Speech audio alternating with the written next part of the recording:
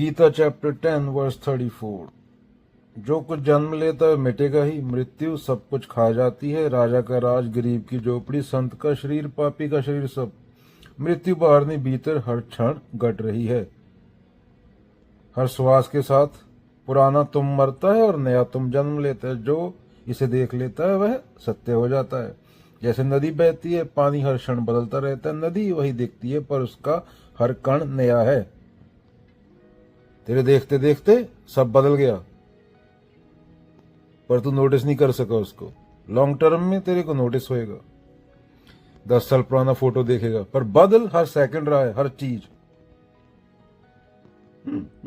जब तू विचार से किसी चीज को पकड़ता है तुझे लगता है अभी पकड़ा है। जब तूने पकड़ा वो पास्ट हो गई, वो भूतकाल हो गई।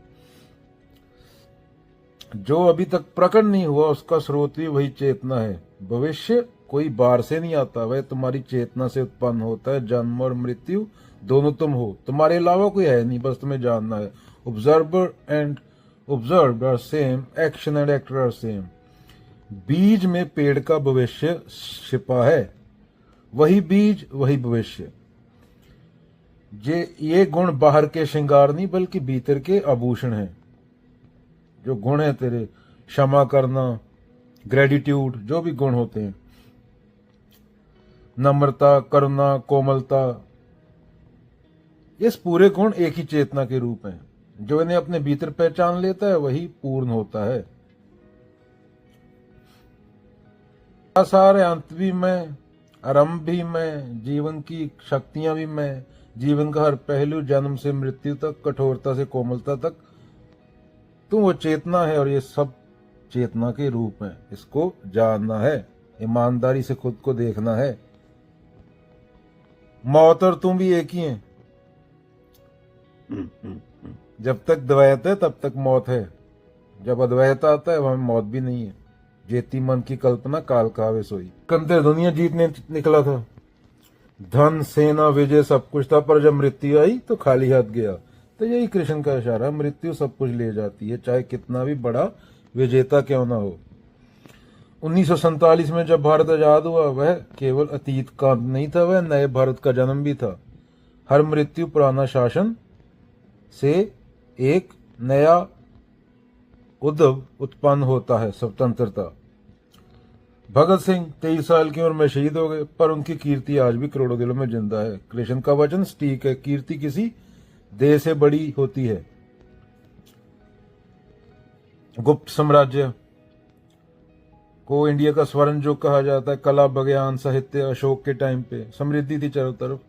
यह भी उसी चेतना को, उसी भगवान का रूप है। स्वामी विवेकानंद 1893 में शिकागो गए, वहां बोला sisters and brothers of America, दुनिया का दिल जीत लिया। यह मदर वाणी की शक्ति, ये सब गुणों के बारे में बताया जा रहा है। भारत की स्वतंत्रता के जरिए, भगत सिंह की कीर्ति के जरिए, गुप्ता साम्राज्य के जरिए, प्रॉस्पेरिटी का स्पीच स्वामी विवेकानंद के जरिए, तो कृष्ण यही बोल रहे हैं ये सब उसी चेतना के रूप हैं पर दिखते अलग अलग हैं। मृत्यु सिकंदर के जरिए बताया जा रहा है। ये मैं बता रहा हूं, मतलब ये जो श्लोक है इसमें स्पीच, मेमोरी, इंटेलिजेंस, प्रॉस्पेरिटी, इन चीजों की बात हुई है। उसके बाद करेज की बात हुई है।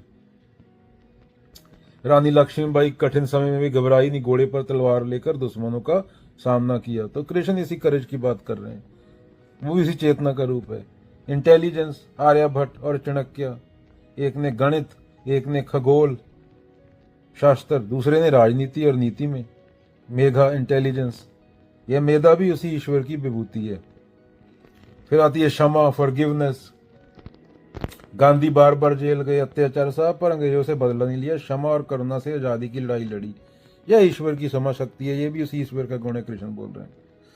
तो मृत्यु सिकंदर कांत, भारत का जन्म कीर्ति भगत सिंह, गुप्ता युग विवेकानंद की स्पीच शिकागो में, स्मृति रामायण महाभारत, आर्यभट्ट चाणक्य अपने टाइम में माने हुए थे, लक्ष्मीबाई की बहादुरी, गांधी की क्षमा। हर गुण हमें याद दिलाता है कि भगवान हर काल, हर चरित्र, हर इतिहास में प्रकट है और वो तुम्हारे अंदर भी प्रकट होंगे। तुम्हें खुद को जानना है। कभी गांधी के रूप में आए, गांधी जग गए। कभी चाणक्य ने किसी फील्ड में कुछ किया, वो गुण है उसी भगवान के, उसी सत्य के। सत्य से अलग नहीं हो तुम ही सत्य हो। खुद को जानो, ज्यों तिल माही तेल है, ज्यों चकमक में आग, तेरा साईं तुझ में है, जाग सके तो जाग।